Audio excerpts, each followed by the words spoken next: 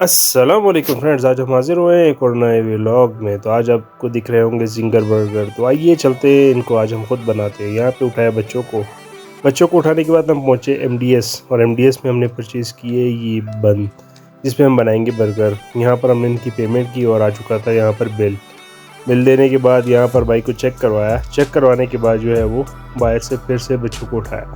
बच्चों को उठाने के बाद हमने यहाँ से उठाई सैलेड के बाद लेकर पहुँचे घर। तो यहाँ पर जो इसका हमने एक सॉल्ट बनाया हुआ था उसे तैयार कर लिया गया था, और उसके बाद मैंने जो है वो चिकन को स्लाइसिस में बनाकर जो है इसमें इस सॉल्ट में हमने मैशअप किया।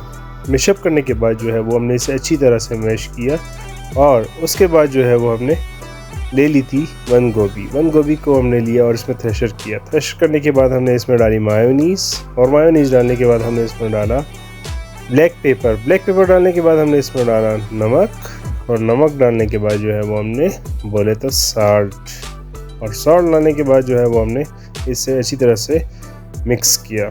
मिक्स करने के बाद जो है वो यहाँ पर और चीज़ें भी हो चुकी थी तैयार। तो मैंने कहा क्यों ना अब हम इसमें मैदा डाल लिया जाए। मैदा डाला, और मैदा डालने के बाद जो है हमने लिया चिकन क्यूब भी इसमें हमने छोटे छोटे पीस करके डाल दी थी, और यहाँ कर चुके थे चिप्स। ऑयल हो रहा था गरम, और यहाँ पर था सारी चीज़ें तैयार। मैंने कहा क्यों ना बंद को अब काट लिया जाए।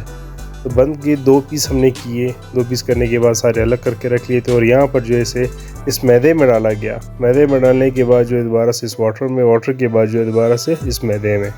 तो आइए दिखाते हैं आप लोगों को किस तरीके से। तो इस तरह से जो हमने इसको वापस डाला, और उसके बाद दोबारा से इसे मैदा लगाया, और मैदा लगाने के बाद इसको हमने डाल दिया फ्राई के लिए, क्योंकि हमें चाहिए था ये कुछ क्रिस्पी।